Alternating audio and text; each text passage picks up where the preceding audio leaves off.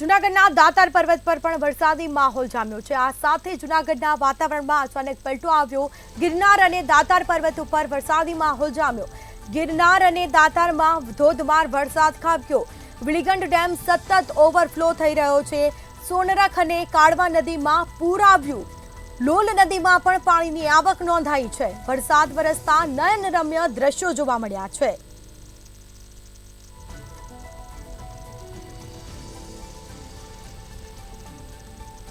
તો ગિરનાર અને દાતારમાં વરસાદ વરસ્યો હતો। આ સાથે વિલીગંડ ડેમ સતત ઓવરફ્લો થયો છે। આ સીધા દ્રશ્યો અમે આપને બતાવી રહ્યા છે। વરસાદ વરસતા નયનરમ્ય દ્રશ્યો જોવા મળ્યા છે। સોનરખ અને કાળવા નદીમાં પણ પૂર આવ્યું। આ સીધા દ્રશ્યો જેમાં વરસાદ વરસતા નયનરમ્ય દ્રશ્યો જોવા મળ્યા। વિલીગંડ ડેમ સતત ઓવરફ્લો થયો।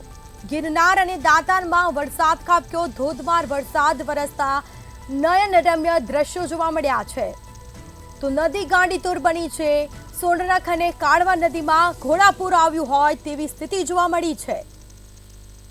આ સાથે વિલીગંડ ડેમ સતત ઓવરફ્લો થઈ રહ્યો છે। પાણીની સપાટીમાં સતત વધારો જોવા મળી રહ્યો છે।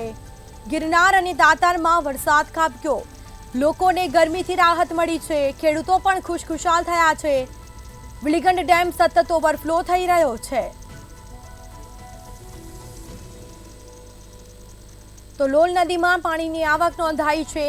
નયનરમ્ય આ દ્રશ્યો સામે આવ્યા છે। મંતવ્ય ન્યૂઝની સ્ક્રીન પર આ દ્રશ્યો આપ જોઈ શકો છો।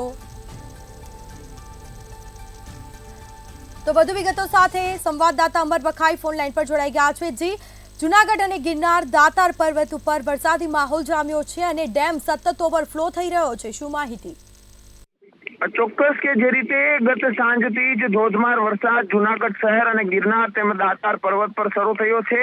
વિલિંગડન ડેમમાં સતત પાણીની આવક થઈ રહી છે। ખાસ કરીને દાતાર પર્વત ઉપર ધોધમાર વરસાદ વરસતા જે વરસાદી પાણી છે તેનો સંગ્રહ વિલિંગડન ડેમમાં થતો હોય છે અને વિલિંગડન ડેમમાં પાણીની આવક થતા વિલિંગડન ડેમ સતત ઓવરફ્લો થઈ રહ્યો છે। ત્યારે કાળવા નદીમાં પણ પૂરની સ્થિતિનું નિર્માણ થયું છે। બીજી તરફ જે ગિરનાર પર્વત છે, ગિરનાર પર્વત ઉપર ધોધમાર વરસાદ વરસ્યો છે અને જેનું પાણી છે તે સોનરખ નદી એટલે કે દામોદર કુંડમાં આવતું હોય છે। જે દામોદર કુંડ પણ બે કાંઠે છે।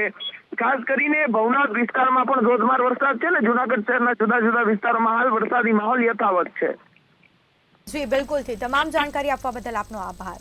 તો આ સાથે વિલીગંડ ડેમ સતત ઓવરફ્લો થયો। સોનરખ અને કાળવા નદીમાં પૂર આવ્યું। બીજી તરફ લોલ નદીમાં પણ પાણીની આવક થઈ છે।